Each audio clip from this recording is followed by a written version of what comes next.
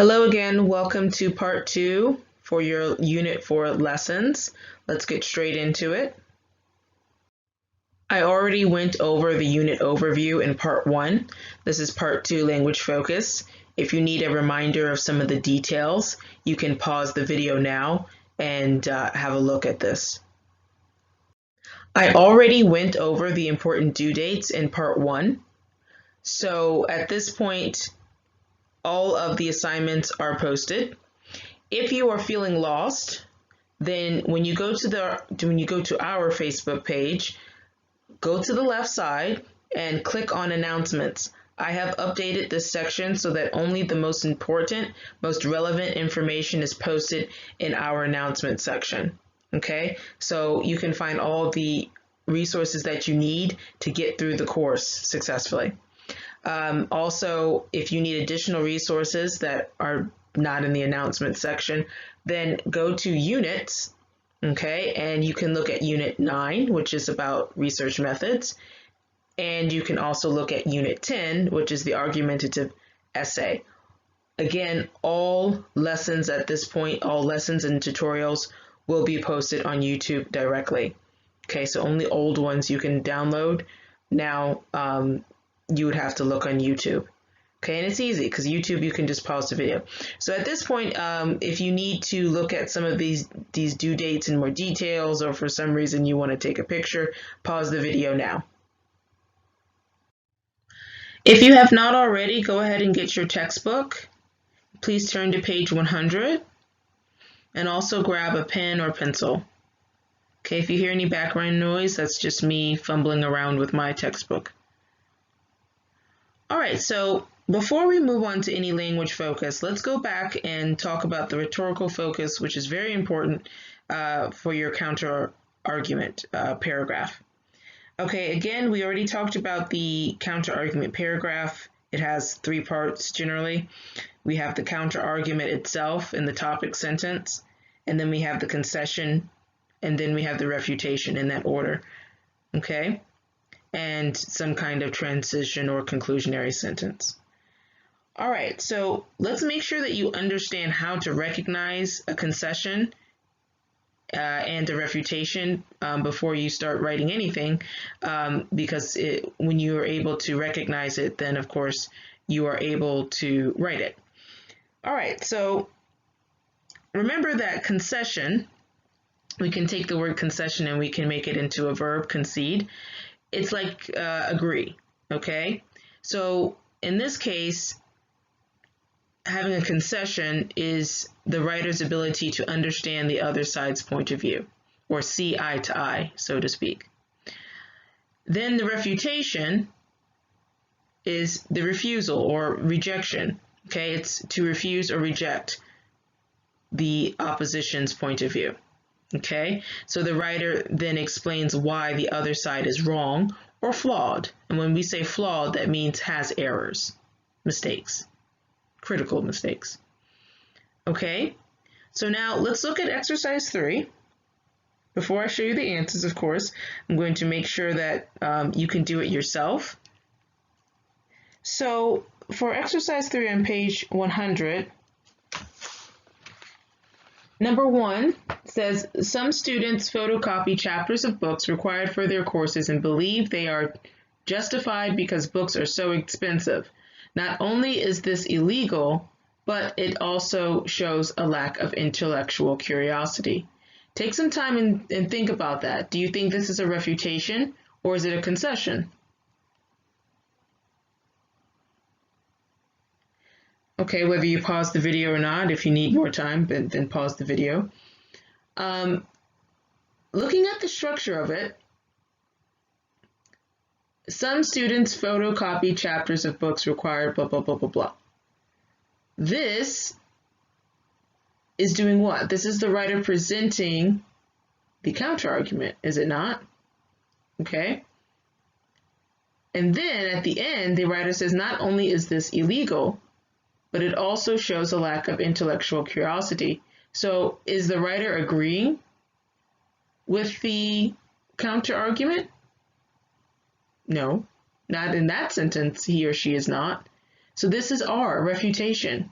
Okay, so in these two sentences, the writer presented the counter argument, okay, and also rejected or refused the point of this counter argument. So this is a refutation, and this is what it would look like. Okay. Now, if you're getting confused and you're thinking, well, why would we put it in that way? Why would we put the counter argument and then the refutation without the concession? Okay, so let's back up for a minute. You can do refutations and concessions throughout your entire essay. There are people who isolate these. So these are just examples. This is not an example for a 5-body paragraph essay. These are individual isolated examples, okay? But you can put refutations and concessions throughout your entire essay. Of course, one paragraph needs to focus on one point of the counter argument specifically. Okay, so if you're doing concessions and refutations in the other body paragraphs, it's fine, but you need to focus that concession or that refutation on that point in that paragraph, if that makes sense. Okay, so it's specific to that point that you're making, not for the overall argument. Okay, so these examples are isolated, so don't get confused. Okay, number 2 says, manufacturers often justify copying famous designer articles such as handbags and jewelry because they can sell them far below the cost of the original. If consumers can't tell the difference, why should this be illegal? Think about that.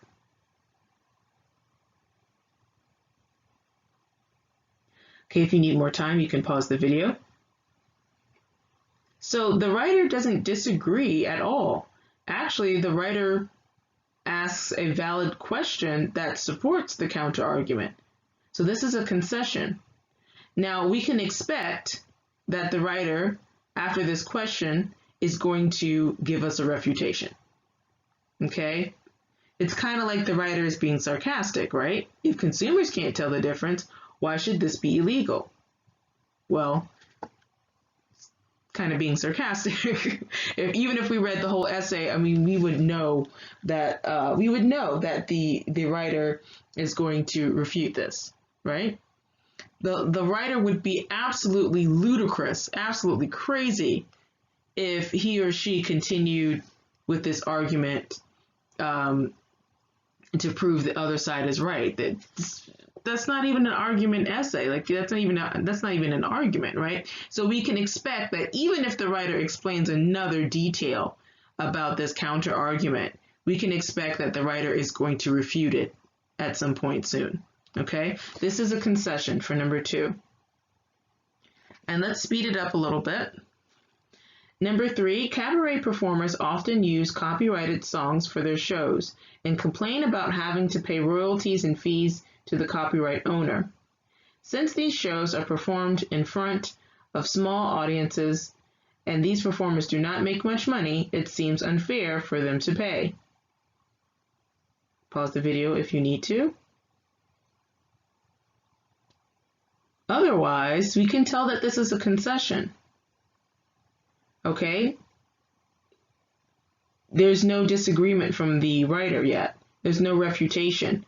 So the writer is presenting the counter argument and also giving a concession by agreeing to some point of the point, agreeing to the point. Okay, by saying in the end sentence, the end part of the last sentence, it seems unfair for them to pay. Okay, so conceding. So the writer is conceding to the counter argument. Okay, let's do number 4 together, and then 5 and 6 I'll have you do on your own. Number 4 says, some producers have taken other people's storylines for movies and adapted them for their own films. They argue that their version is significantly different from the idea first presented to them. However, this practice is unethical and dishonest. Therefore, the original creator should be compensated. There's some signal words in there. Pause the video if you need to.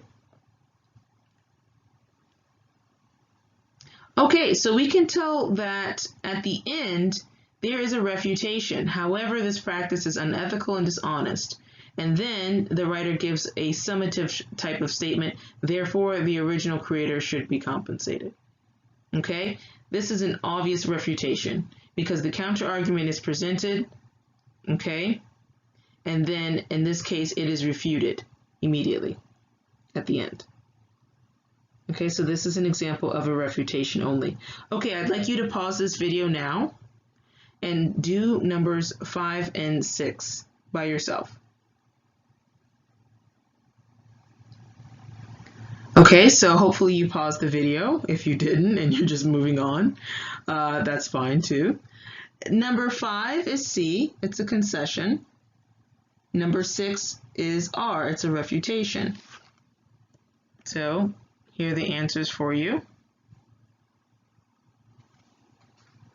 Okay, and I want you to notice something about number 6.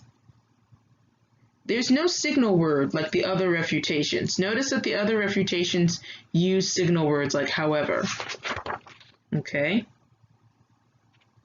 At least number 4 uses however. And number 1, there's not really a signal word, but a complex sentence is used to emphasize the refutation. Not only is this illegal. Whereas in number 6, what we notice,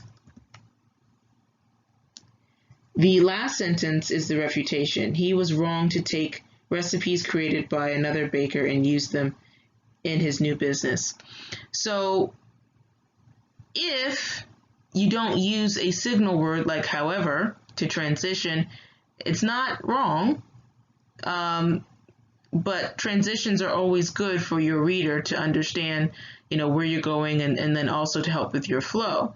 But it's not always wrong. And this is a great example of sentence variety. Okay, you don't have to use the same sentence structure every single time in your paragraphs just because that's how it's written in the book, or you just learned this so you figure you have to do it for every single sentence.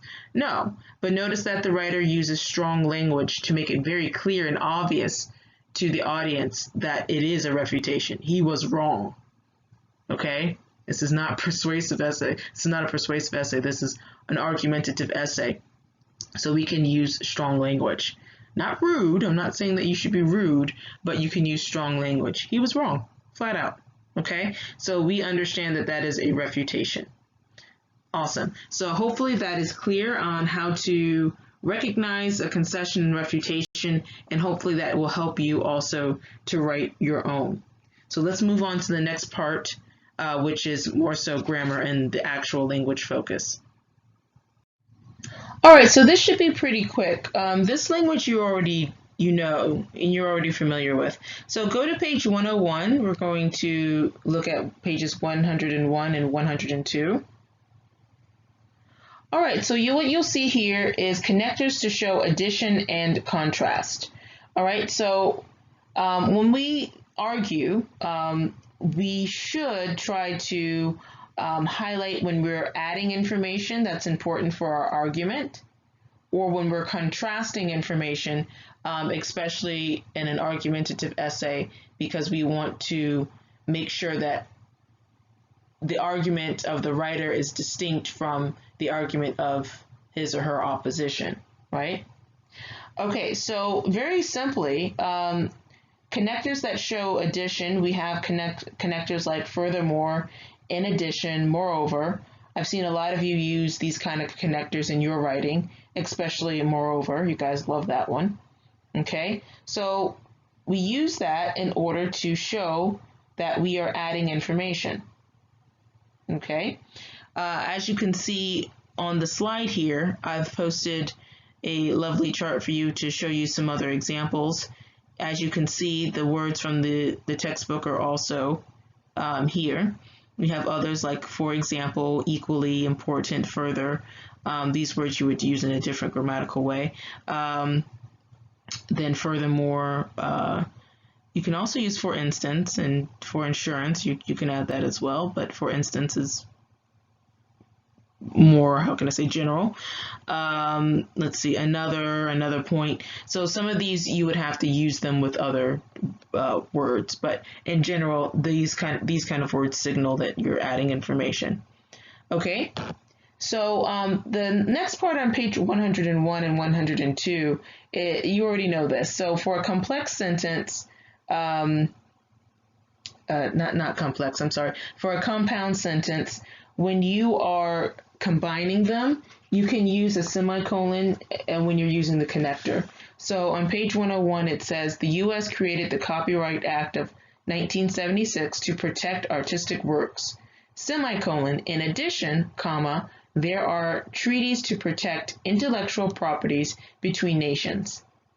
Okay, so you can connect the sentences, I should say, this way, with a semicolon, then you have your connector, then you have a comma. Similar to how you should do therefore or however. Okay, so a lot of times these connectors, you have to put a semicolon before and do it this way. So for some of you who are confused about how to use semicolons properly, if you use them for compound sentences and you're using them with connectors, most of the time that's very good grammatical form. Okay, that doesn't mean that every sentence should look like this. That just means that you can do this. Okay, again, the general rule is the reason why you would use a semicolon to connect compound sentences. I'm sorry, to connect independent clauses to make a compound sentence. Sorry. The reason that you would do it is when the information is very closely related to each other, and it's appropriate, okay, and it looks good, I guess you can say. The flow is nice to connect those two sentences together. But you can also separate them out, as you already know. You would put the full stop after the first independent clause, aka sentence. You would put the connector in the beginning of the next sentence with a comma after. So on page 102 in the gray area at the top, it says the U.S. created the Copyright Act of 1976 to protect artistic works, full stop. Moreover, comma, there are treaties to protect intellectual property between nations. Okay, and that's the same thing for connectors that show contrast, so I'm not going to go over that again. Now, connectors that show contrast is exactly that. So the first part of the sentence, it's whatever it is, and then the second part after the connector, that part contrasts with the first part.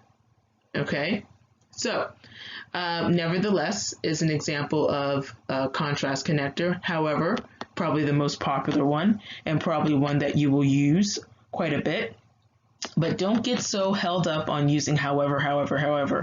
I love however as well, and sometimes native speakers are guilty of that, but make sure you change up your language. So you can use this chart. You can also type it into Google, or you can use your thesaurus and you can look up different words. In the blue here on the slide where the chart is, it says contrast two things or show a difference.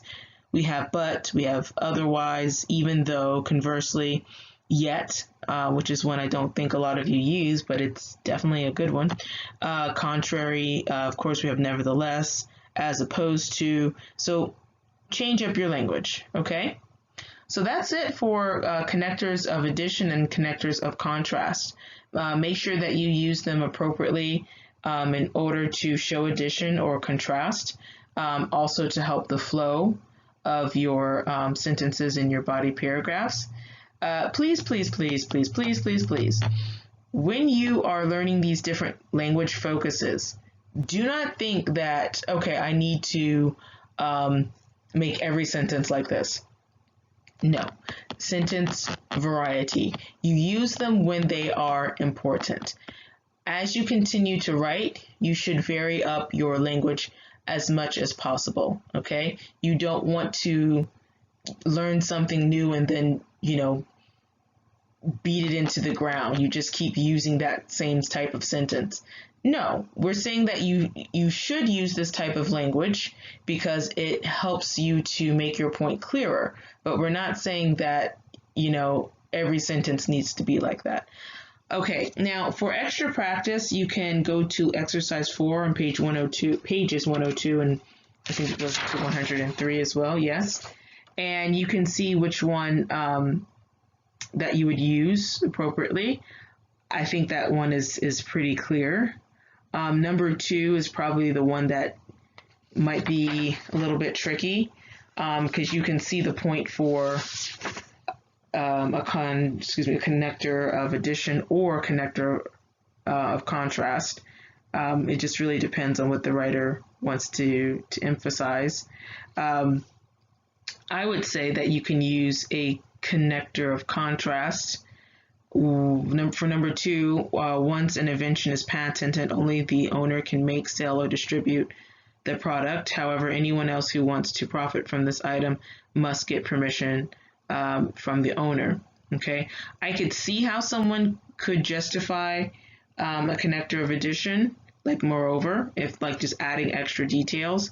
But I think number 2 is better for contrast, and so on and so forth. So make sure, don't be lazy, guys. Make sure that you're practicing these different points. But I'm going to take a little bit more time on adverbial clauses rather than this language because I feel like you're pretty comfortable with this. You know it. All right, guys, let's keep going.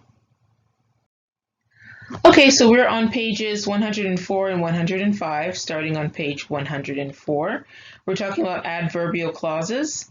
I feel that this part of the language focus is the most important, especially for those of you who are having trouble with transitions or transitioning in your writing, also having flow in your writing. This is a great opportunity for you to practice, not just in the book, but also in this course by writing an argumentative essay. Now, let's break it down. You know what an adverb is, okay? An adverb describes what? Exactly. It describes a verb, or it can describe another adjective, and sometimes it can describe another adverb, right? And we have different types of adverbs. We have adverbs of time, adverbs of place, adverbs of degree, adverbs of frequency, adverbs of manner, okay? So there's different types of adverbs. Clause, you already know, is a phrase, right? It's an incomplete sentence. It's made to be just a phrase within a whole sentence, right? A part of a whole. So adverbial clause must be an adverb starts off a clause. So that this adverb is in the beginning of a clause. Okay, that's it. That's all it is. Now, why is this important? Okay, adverbial clauses, in this case, they can show contrast and also concession. All right, so they do that anyway for certain types of adverbial clauses, but it's especially important for an argumentative essay, just feeding off of what it says in the book. A writer needs to be able to distinguish his or her opinion versus his or hers counter argument or opposition's opinion. So you have to make sure that you're able to contrast the 2 points, right?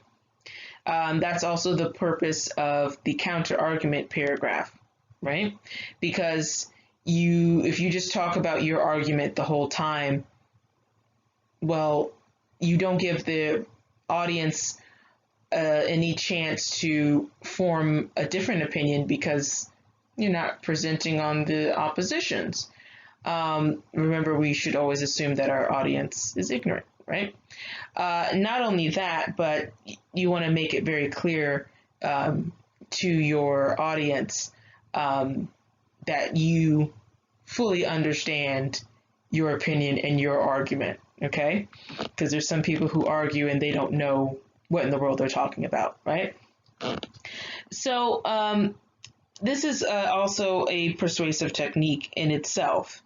To be able to contrast and also to be able to show your audience that you're open-minded. So how do we do this in language? Okay, looking at the book, we can use 2 different types of adverbial clauses, okay? And I just kind of broke it down on the screen and I said adverbs of contrast, and as the book highlights, while, or whereas. So adverbial clauses that start with while or whereas helps to contrast the information that is within the sentence.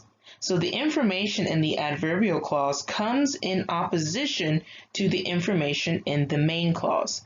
Remember, don't get confused by the terms. Main clause is the clause that if we took everything else out of the sentence, it could stand on its own. It could be its own sentence.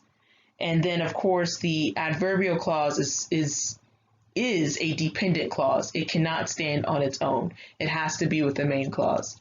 All right, so just know that there's two clauses in this type of sentence, which you must understand. Independent and dependent means that it's a complex sentence. Okay, so the information in the independent clause and the information in the dependent clause contrast each other. Okay, let's look at the example on page 104. While some people like to invest their savings, okay, we know that's a dependent clause because it's incomplete. It's an incomplete thought. Starts with while. Now we're going to contrast in the main clause. Most people prefer to keep their money in savings accounts. Bam. We can see the contrast. While, the word while helps us to figure that out. Okay? While is considered an adverb of contrast and a very common one and one that you should use. We also have whereas, also a very common, well-used adverb of contrast. Now notice that the main clause comes first. As you already know about complex sentences, that doesn't matter if it comes first or second, doesn't matter. So on page 104, it says some students rely on buying essays off the internet, whereas others believe it should never be an option. So whereas others believe it should never be an option, that is the dependent clause, okay? And that's one point of view. In the main clause, some students rely on buying essays off the internet. That's another point of view. And they contrast each other because whereas and then also while are adverbs of contrast. These are signal words, okay? These are signal words that help you to write, of course, but help the reader to understand, okay, we're contrasting these different points of views. All right, so that's it for adverbial clauses in terms of adverbs of contrast. Now we have adverbs of concession or adverbial clauses to show concession. Remember that concession means to concede, which means to agree, which means that you see the other person's point of view, right? So in order to do that, we also can use some signal words / adverbs of concession. On the screen, I've highlighted it for you. We have although, and even though, and also though, okay? Though is very commonly used in everyday language, but would you believe that though is actually considered formal? And even though is more informal. Interesting. Doesn't matter. In academic writing, although, even though are still of equal usage, okay? But just a little tidbit of information there. Anyway, you'll notice that though is not mentioned in the book, but it's also considered an adverb of concession. Now, let's look here. Okay, in your book on page 104, when we want to concede, we want to agree, we want to show that we're open-minded, and we want to show that we can understand the other's point of view. Okay, we can understand the counter argument or whatever. Now, the information in the adverbial clause presents a concession to the information in the main clause. So you notice that, again, the adverb that you'll use in the beginning of your clause would be although, even though, or though. Okay? Though, like I said, some people use it differently. They put it at the end of the sentence. So though could throw you off. Make sure you're using it correctly, not like in text language, like I liked her dress though. Like, we're not talking like that. Okay, anyway. Although satellite service is cheaper than cable. Okay, so that's a dependent clause that starts with the adverb. Okay, and we have although.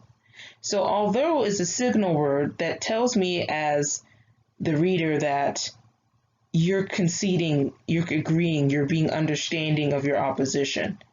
Okay, because your opposition is saying something to this extent. Satellite service is cheaper than cable.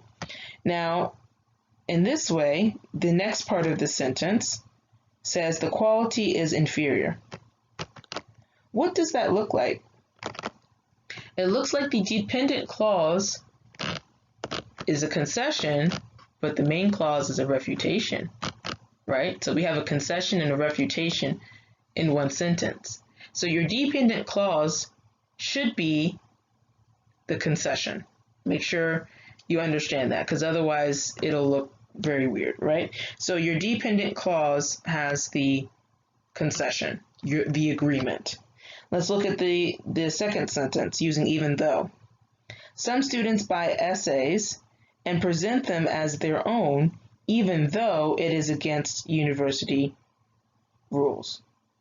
Okay? Now, what do we have here? Even though it is against university rules. Now, what if we reverse this and said, even though it is against university rules, some students buy essays and present them as their own? What does it look like? Is that the concession? Okay, so now you might look at even though and say, hey, isn't that a refutation? Even though it is against university rules. Okay, so the concession is in even though. The concession says that students will do this even though it's against university rules. Okay, it happens pretty much. All right, so be careful how you use although and even though. Okay, so even though they're both adverbs of concession, one is clearly used for your concession, while the other one is just to kind of concede the information itself. Okay, to concede the information itself. So as I'm to put it to you easily, it happens. So some students buy essays and present them as their own. Okay, this is the counter argument itself, even though it is against university rules. Okay, so this is what the writer is saying in a way that's almost unbiased. Okay, even though it is against university rules. So if it's still kind of hard to understand, I don't get it. What is even though? You can tell by the language that the writer appears unbiased. In an argumentative essay, there is no such thing as unbiased unless it's the counter argument paragraph, right? It's an argument, so the writer, the person, is very strong in his or her language. It appears that in this sentence that the writer is now all of a sudden being gentle because the writer is conceding. The writer is trying to appear unbiased. So even though in this case is used. So hopefully, although and even though, hopefully those two make sense by itself, in itself. Okay, and I will do my best to use this language specifically in the tutorial when I'm writing my counter argument, or if I give you some examples of supporting sentences in my body paragraphs, I'll give you some examples of this language, so this will help you understand it more. Does that mean that every sentence has to use adverbs of contrast and adverbs of concession? No, just like I told you on the previous slide, this doesn't mean that you have to use every sentence just like this. This is just to say that in certain types of essays, there's certain language that really helps you to make your point. You all are more advanced, so I'm not going to sit here and say that on the rubric, I am requiring you to use at least one example of adverbs of contrast. No, we did that in the beginning. You all are advanced enough to know when it's appropriate to use certain language. So for some of you, this might be a review. Awesome, okay? That's wonderful. Keep going with it. And let's go to page 105. Okay, so we are going to go through each one for this language focus so that you can see the different examples. Now, after each question, I'm not going over number one, but after each question, I shouldn't say question, but each activity, I can't talk anymore. Each one, 2, 3, 4, and 5. Okay, guys, after each one, I want you to pause the video and do your own example. Please, don't be lazy. And I will show you my example afterwards. Okay, so exercise 1 on page 105 asks you to add a main clause to the following adverbial clauses to create sentences that show contrast or concession. And make sure you check your punctuation carefully. Okay, so for me, I switched it up sometimes. I did add main clauses, of course, to mine, but sometimes I used the dependent clause in the beginning. Sometimes I used it at the end. All right, so number 1 is done for us. You can look at number 1 on your own if you'd like to for an example. Of course, you can pause the video now if you'd like. Okay, so let's look at number 2. It asks you to put a main clause with this one. Whereas some people like to go to a movie theater. Pause the video.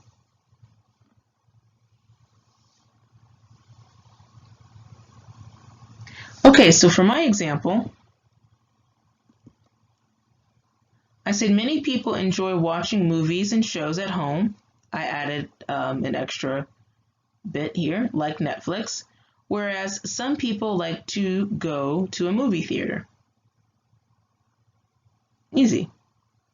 Okay, so number 3 says, even though baseball is the most popular sport in America, okay, pause the video.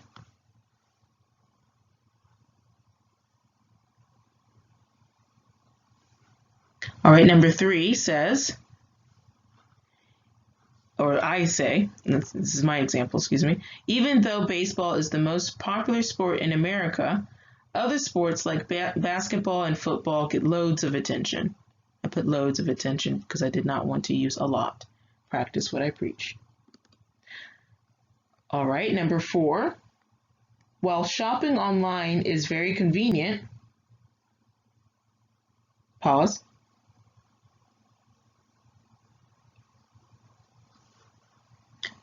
Okay, for number 4, for my example, I put, while shopping online is very convenient, it poses a threat to shoppers' online security. Okay, so obviously for the main cause, you have to come up with an idea. Okay, so the last one, number 5, although air travel is expensive, pause.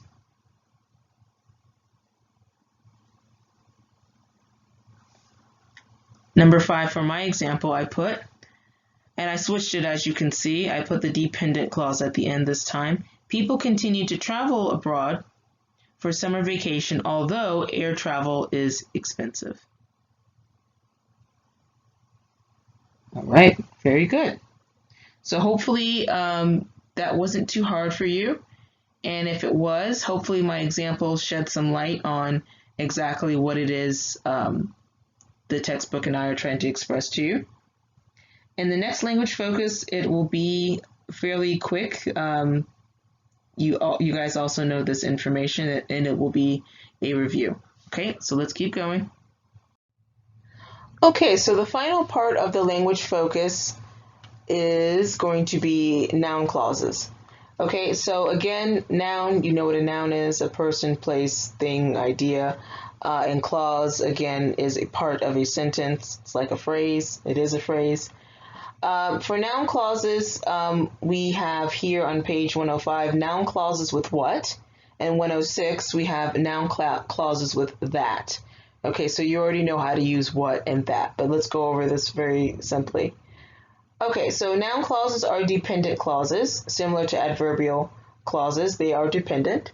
Okay, and we use what in the case that we are trying to refer to the subject itself or the object. So notice the examples here on page 105.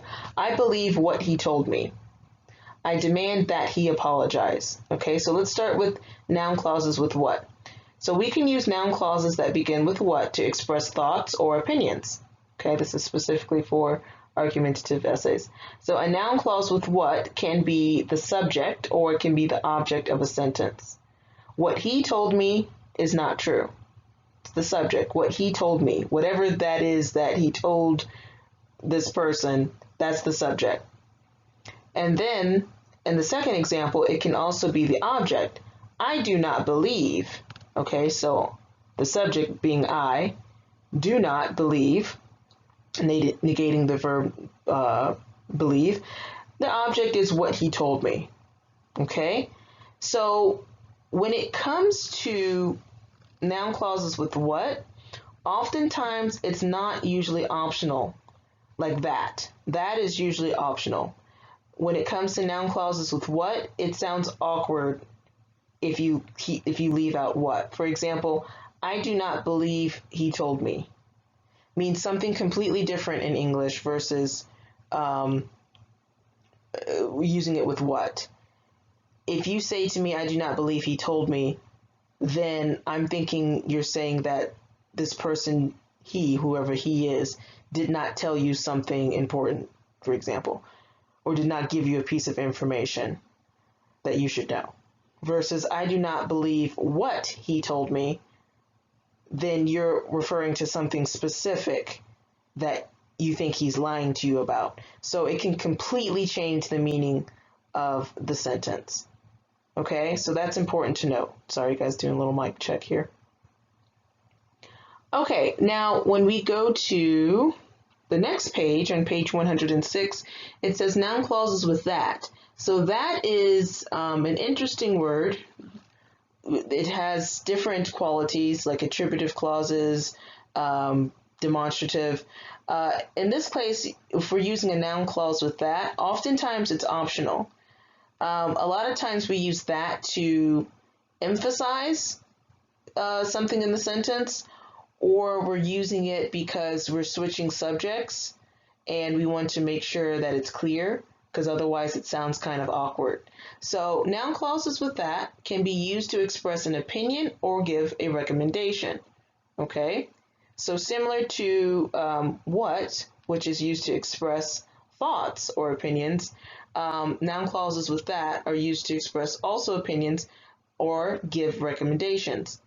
So as the example says here, that can generally be omitted. It's optional. So I believe the strike will go ahead. Makes perfect sense. It's fine by itself. But when I add that, I believe that the strike will go ahead. I'm emphasizing that point, okay? Which is in the bold, that the strike will go ahead. The strike will go ahead. I'm emphasizing that point. Also, you can see that the subjects are switching. I believe, I, and then now we're talking about the object, the strike. So some people add in that just to, like I said, emphasize the point or make it very clear in that sentence. So a lot of times when you add that in like every sentence, in this case, it sounds very, not only repetitive, it sounds kind of childish. I believe that, I think that, I insist that, you know, it sounds childish. So again, vary your sentence structure. If you are not trying to emphasize something or the sentence is perfectly comprehensible without that, I would advise you just to go ahead and leave it out. Use it when it's necessary. So again, we're on page 106. the last bullet point says, when the noun clause follows the adjectives, these specific adjectives, important, crucial, mandatory, vital, and essential. Also, if we use verbs like suggest, advise, demand, insist, purpose, argue, and recommend, the verb in the noun clause is always in the base form. Base form just means infinitive. Okay, so infinitive without the to. Okay, so you don't need to conjugate it basically. Native speakers make, even me sometimes, we make this mistake all the time, right? So what'll happen is, like for the second example, I suggest she wear a different dress to the party. That's grammatically correct. Oftentimes you'll hear native speakers say, I suggest she wears a different dress to the party, because we just expect that we should conjugate the verb. But in this way, we don't need to do that. Okay, so I suggest she wear a different dress to the party. Okay, and even if you don't use that, you should not conjugate the verb. In the first example, it's very obvious. It is vital that you finish the job by Friday. Okay, so that one's obvious. But for certain verbs, we don't need to conjugate, even if we don't have the word that. Okay, so hopefully that makes sense. It's pretty straightforward. You've been using noun clauses with that for many years, from grade school, I suspect, as well as noun clauses with what for many years. So this should just be a review. Just FYI, you can use them effectively to emphasize your opinion, express your thoughts, or to make a recommendation. Just know that that is optional, and use it sparingly. Use it when it's necessary. That's my main point for you to get out of it. Don't use all these type of sentences with that every time. It sounds childish. I recommend to do some practice if you need more help with this grammatical point. So you have, of course, exercise 2 on page 106. Sorry, you can hear the mic make a noise. And the book offers much more practice. You have exercise 3 on page 107, creating noun clauses. And then part 5, I think is very useful, especially for those of you who might be struggling a little bit. Putting it all together is a great section to go over. Pages 109, 110, 111. So pages 109 to 111 offer some good practice. I especially like exercise 5, or any of these types of exercises where it asks you to edit the paragraph. Because when, like I said earlier, when you are able to recognize something, then oftentimes you are able to replicate it. You're able to do it yourself. Okay, so that ends the language focus. All right, so this concludes part 2 of this lesson. Your next lesson will be a tutorial on how to write an argumentative essay. It will not be showing you the full 5-paragraph essay, but hopefully enough so that you can understand how to replicate that yourself. This particular lesson, part 2, was a bit longer than I had intended, but I like to give you more explanation than less. All right, guys, I hope you're doing well. Please don't panic. Please don't be overwhelmed. Take care of yourself. Stay healthy. Stay safe.